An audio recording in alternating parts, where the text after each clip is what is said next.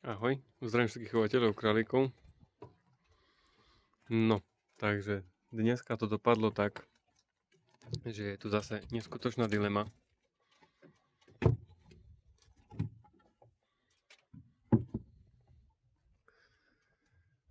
Ja som to už všetko prebral, pretože je zima a nechcem tu šaškovať s telefónom, aj keď mám tu zapojený výhrev. Oni sú až odtamať až tu potadiaľ. Akože zakriem ich naspäť. Je mínus a nechcem, aby prechladli, zamrzli. Až tu končia, kde mám vlastne tú ruku. Celá dĺžka komplet sú mladé. 17 pekných, akože dá sa povedať, že skoro rovnakých. V dvoch alebo v troch prípadoch je tam také minimálny rozdiel, že sú trošku menšie. Tie by som asi vyradil. 17 jej určite nenechám. Ja už som vlastne... Ona má veľmi dobrú mliečnosť. Je to pani samica, dokáže odkojiť bez problémov 12 kusov. Nerobí jej to problém. Lenže ja som si na nej všimol,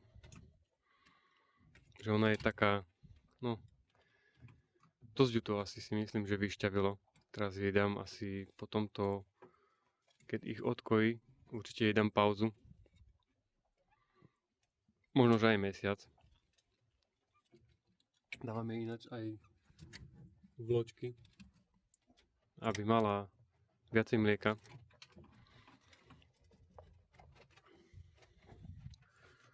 Ohrev mi tu na beží v plnom prúde.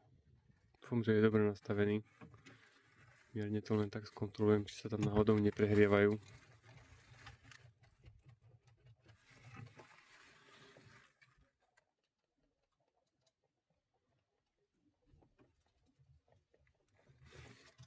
No tak asi nie. Akože toľko som ešte nikdy v živote nemal. Je to strašne veľa a ja akože teraz mám dilemu, koľko vlastne mám nechať. Ja asi si poviem limit, že 10. Čiže 7 budem musieť vyradiť.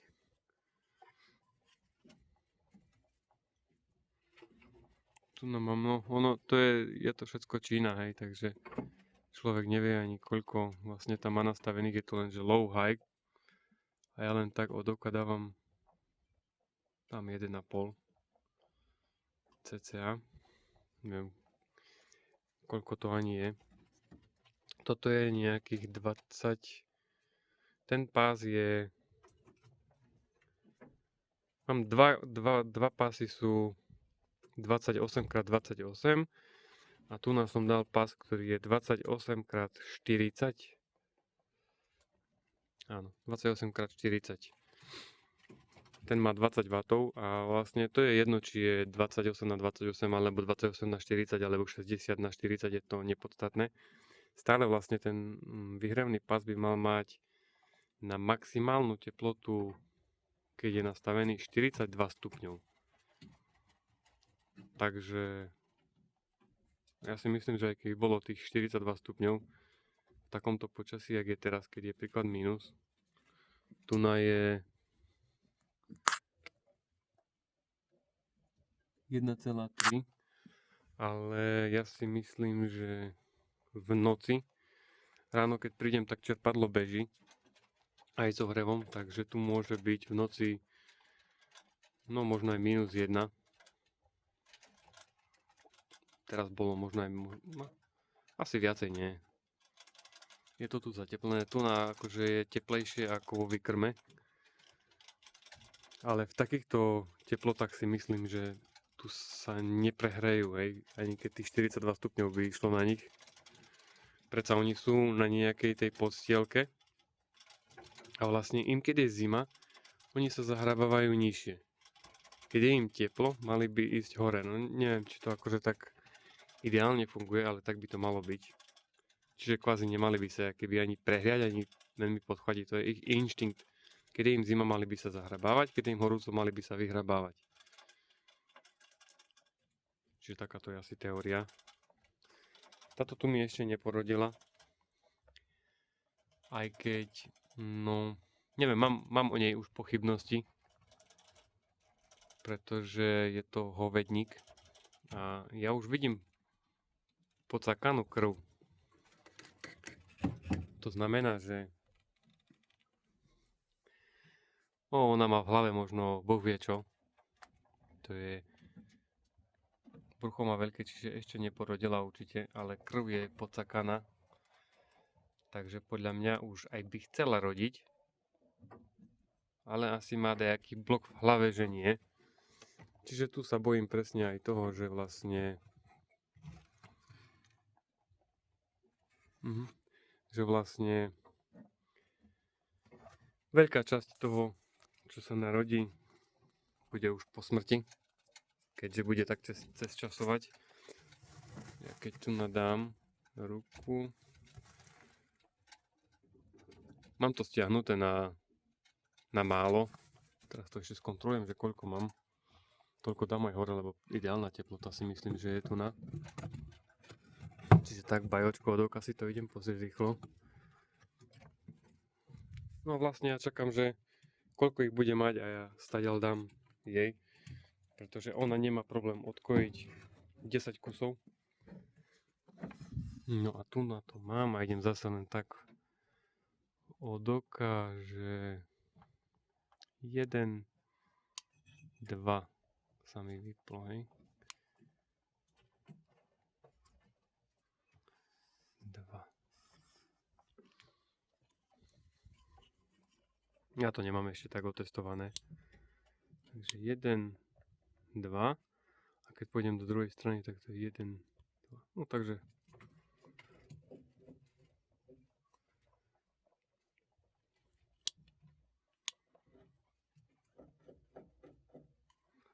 Tak to nechám, netreba im tam nejakú extrémnu teplotu si myslím. Len aby im tam niečo hrialo. Podľa mňa oni sú na Lexane, na tom dutinkovom polykarbonáte. A ja si myslím, že aj keby hocčo, že oni tu nezamrznú, pretože tu nebude, si myslím, že extrém, že minus 10. Pardon. Tu nebude minus 10 určite. Aj keď vonku bude minus 10, tu bude možno nejakých minus 1 max, hej. Viacej určite nie.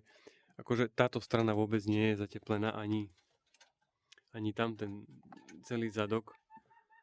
Tu mám len takú keby, to je asi taká tu hruba penová fólia, čiže toto je len len taká slabá izolácia. Ja som to dával len kvôli tomu, aby sa neprehrievalo. Niečo to proste zadrží.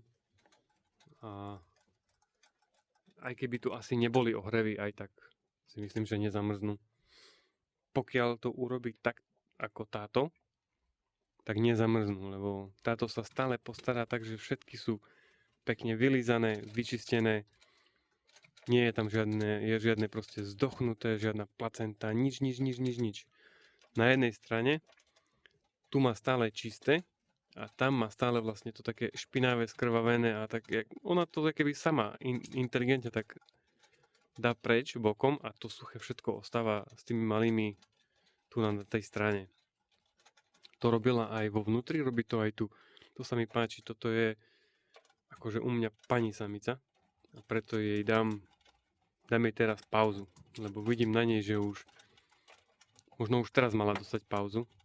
Ona je vlastne, ja vidím na nej, že je taká trošku už, mala by trošku viacej pribrať. Nie je, že vyzjabnutá, že vyschnutá a necítiť jej tak akože pilku, ale ja vidím na nej, že už nemá proste toľko na sebe, koľko by mala mať, čiže nechám jej určite mesiac pauzu asi. Nechcem o ňu prísť určite, je to veľmi dobrá samica. Ja vlastne budem túto pripúšťať. Tá podlaha sa osvedčila, si myslím, zatiaľ. Je to topka. Budem určite meniť všade. odchodnú.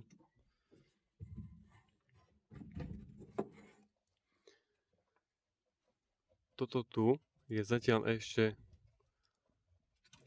to je len zatiaľ rosa, ale ráno, keď tu prídem, no tu už je. Tu sa už tvorí taký ľad. Ráno, keď prídem, je to celé zamrznuté. Takže je tu dosť veľký výkyv teploty.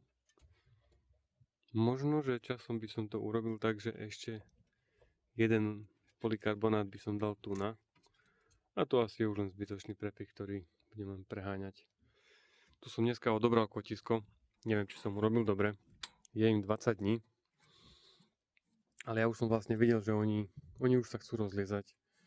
A že tam vlastne len zbytočne prespávajú ten čas, ktorý by ináč trávili nejakým krmením. Čiže urobil som to tak, že som odobral preč a zima im nebude. Zohrajú sa, oni sú stále nalepené na samici. Keď ona tu stále pije vodu, neviem prečo sú nalepení tu. Takže trošku sem tam sú mokrí.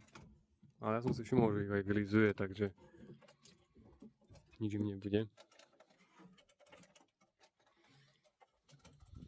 Tu moja samička ešte počká mesiac a bude pripustená. To je vlastne Perla a Filip, ten burgundský, čo som mal. Myslím si, že to bude dobrá samička. A ešte si chcem nechať miesto vlastne tej viedenskej. Miesto nej si nechám jednu čisto bielu. Asi to bude aj jej potomok, pretože je to dobrá samica, len proste je hnojnica.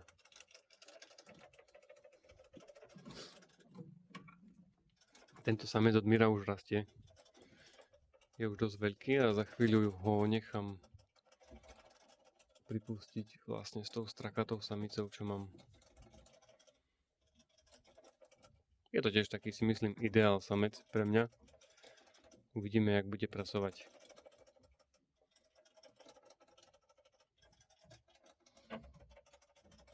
Ale pozerám, že pri zemi je mínus. Pretože tu mám cencúlik.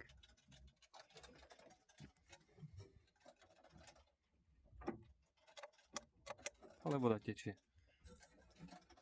Voda tečie, ale toto je zamrznuté.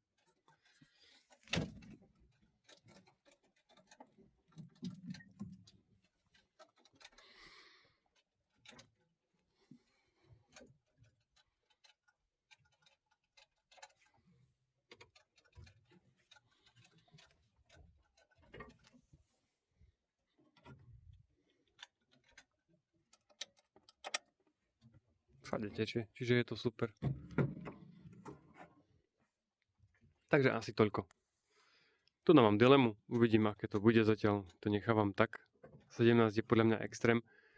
A do tých 3 dní, 7 určite odoberiem preč. Buď to dostane ona, alebo psi. Je mi to jedno. Proste viac ako 10 jej nenechávam. To je pre mňa strop. Nebudem ju testovať. Tak nech sa darí. Čaute.